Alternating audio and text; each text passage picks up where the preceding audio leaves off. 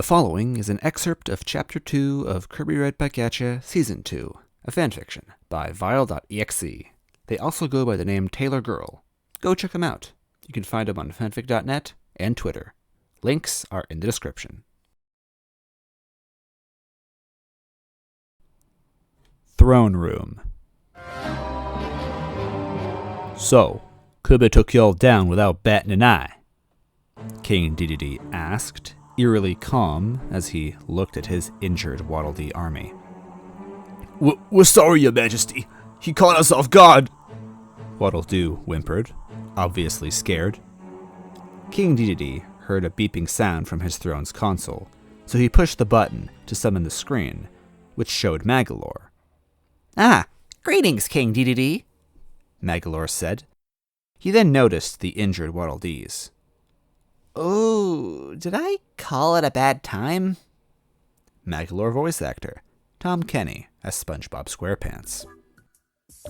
Nah, not really. The whole Waddle Dee army just got flattened by Kirby without them even able to land a single hit. Please, Your Majesty, we'll try harder next time. Don't fire us, Waddle Dee begged. Dedede stared at his soldiers for a minute, then sighed. I ain't gonna fire you. Trust me, if I cared whether or not you actually won, you'd have been out of my castle a long time ago. He waved them off. Go on, go back to resting. Don't worry about Kirby anymore. Thank you, sire, Waddle Dee said before he led the Waddle Dees out of the room. A moment of silence fell over them for a minute. Well, that was solved surprisingly quick, Magolor said after a while. Escargoon then turned to Dedede. Sire, I overheard Kirby saying you needed better security. That might be something to think about. Dedede's eyes widened. Yeah, that's it. He turned to Magolor. All right, Magolor, let's get down to business. I want a monster that can make a good security system. Wow, you're actually taking Escargoon's advice for once? That is surprising. Magolor mused, making Escargoon smirk. Give me a minute, please. Magolor moved off screen, and the sound of rustling papers could be heard, several of them flying into view of the monitor. Oh, where did I put that stupid thing? I'm so disorganized. He rushed to the other off-screen side and rummaged some more, Dedede scratching his head at this. Aha!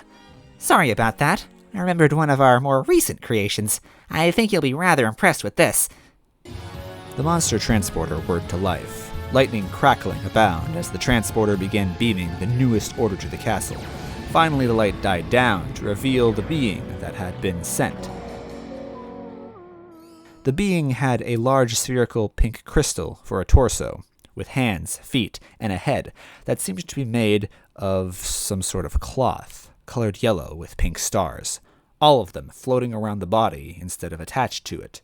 The feet appeared similar to elf-toed shoes, with a white pom-pom on each tip, and a similar pink crystal in the opening of each shoe. The hands appeared to be two more of these crystals, wearing gloves of the same material, with a white pom-pom on each fingertip, and the head appeared to be the same material in the form of a ski cap, wrapping up a spherical form, with a white pom-pom on the end. However, the hat had a mouth and two sharp pink eyes. Observe our talented eviction specialist, Captain Gemra. I hear you have a problem with an intruder, Captain Gemra asked, his voice rather deep. You heard right. I want you to keep Kirby out of my castle. Kirby. I know the name, Captain Gemra said. But you may not know the face, Captain Gemra, Magolor said, getting the crystal being's attention. This is your target. Magolor brought up footage from the battle with Battlefire, showing Kirby's new form. Captain Gemra viewed the footage with scrutiny, keeping his vision locked on Kirby. His face, his form, I shall remember. Captain Gemra looked at King Dedede and saluted. Rest assured, Your Majesty, my guards will see to it that Kirby will never set foot in this castle again. Guards? I don't see any guards, Escargoon said, looking around. Just watch, Mr. Escargoon. Captain Gemra said, turning so his back was facing them. Placing his floating hands by his torso crystal, the crystal began to give off orange and pink sparkles, which started to orbit the crystal before it was completely covered by them. Gemra Army, emerge! The sparkles scattered out and stopped in midair. Then all of them morphed into forms that resembled Captain Gemra's head. But the hat did not cover the spherical form, which was yet another pink crystal, and none of them had mouths. The hat was all that was to them as well. You were formed from my power, and my thoughts go to you. You see the form of your target, and you know your purpose. Captain Gemra then looked back at Dedede and Escargoon. You wouldn't happen to know where he is, would you? You can just follow me, Escargoon said, starting to walk off. Come, Gemras. Let us remove the problem as quickly as possible, Captain Gemra ordered, his minions following him as he himself followed Escargoon. Captain Gemra's eyes glowed pink with anticipation. However, watching from afar was a certain cyclopic captain of King Dedede's forces.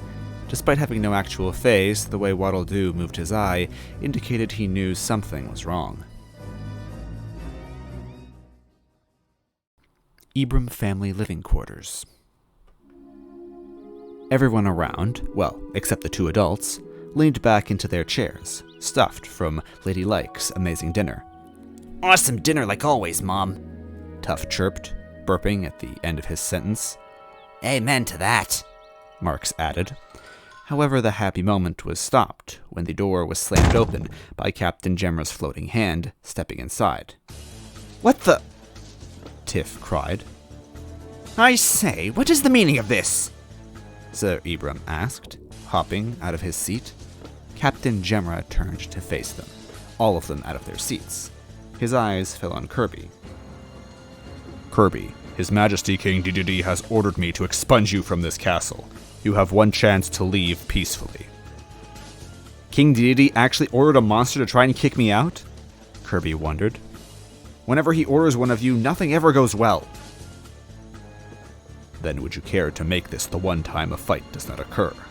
Captain Gemra asked, his Gemra minions floating into view. Hold on a minute, Tiff cut in.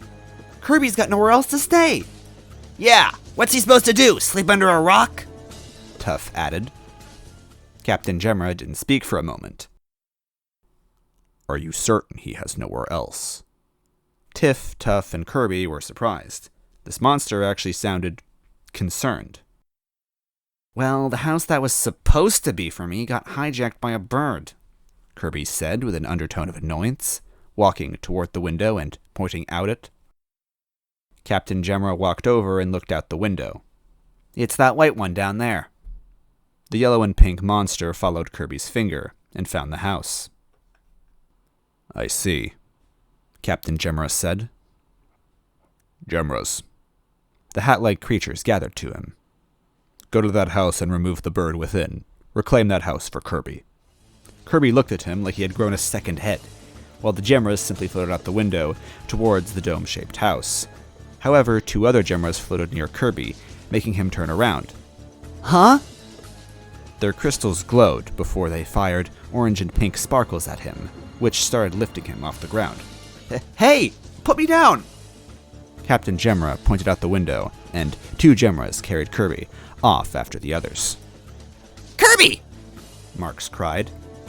Come on, let's get down there. Tiff said, leading the way as the kids headed out the door, completely ignoring the fact that they were trampling Escargoon in the hallway, leaving him with footprints and a few bounce marks from Marks's circus ball. Kirby's house. The Gemras came to a stop outside Kirby's house, the two carrying Kirby canceling their beam and making him drop, landing on his rear. Oof! Not exactly my idea of first-class airlines, he groaned. He looked back and noticed that Captain Gemra was floating toward him, landing right next to him before walking toward the house.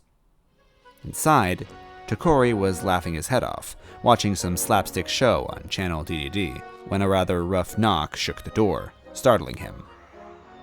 All right, I'm coming. Don't get your knuckles in a cast, he griped, flying to the door and opening it. What you need me for? Ah! Takori was grabbed by Captain Gemra's floating hand. This residence is not yours. You will leave and forfeit it to Kirby, its true owner. Whoa, hey, ease up, you're crushing him! Kirby said, pushing Captain Gemra's torso crystal and throwing him off, making him release Takori. The bird came to a rest atop the house. I think you got your wires crossed, ya wool-headed crawdad. This here house is mine, and a fair trade. Kirby lives in my nest, I live here. Fair trade? I was still a naive puffball back then. Kirby snapped. And it's not like I can live there anymore since I look like, well, this. Winners, keepers, losers, weepers, kiddo. I thought you were living in the castle now anyway. Takori said. Kirby is no longer allowed in His Majesty's castle, Captain Gemra said. This house is his only option, so you must return to your nest. And just what makes you think I'm gonna listen to a pack of floating ski gear? Takori asked. Captain Gemra didn't answer for a brief moment. Gemras! The Gemras suddenly surrounded Takori. The birds squawked in confusion before their crystals glowed. Then, one by one, the Gemras somersaulted while projecting energy whips made of orange and pink sparkles, lightly striking while also lightly zapping Takori in quick succession. What? Okay, you got it. I'll vacate. Gemras, cease!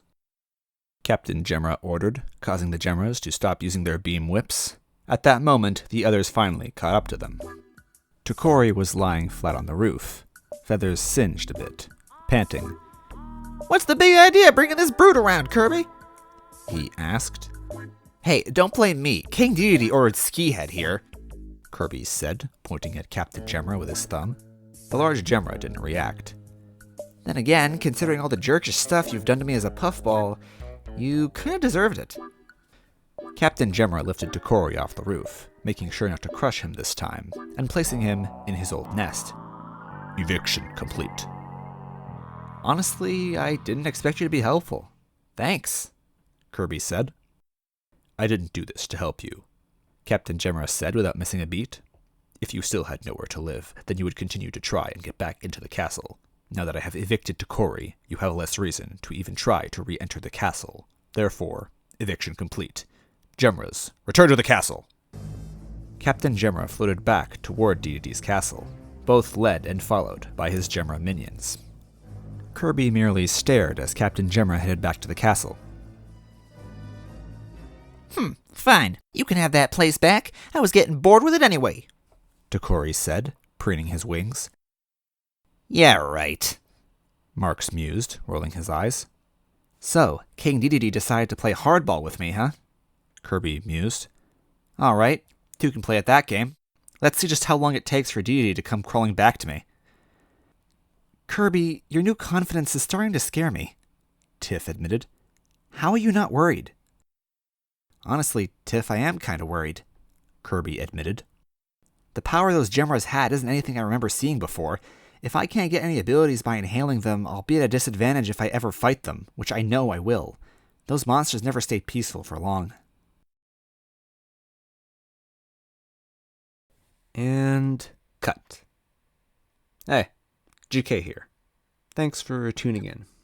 Happy 10th anniversary. It's not every day your fanfic hits double digits. Yes, for real. Today, the day this is uploaded, this story turns 10 years old. Hey, someone had to remember. Or rather notice and then scramble to put a little something together in celebration. Give it a look if you have the time, because frankly, it's worth your time. There's one big change that you probably picked up on in this excerpt, and I say, give it a shot, even if you don't like it. Everything around it is done really well. As someone who watched the show, it does a really good job at hitting those familiar beats while also pushing the boundaries of what's possible.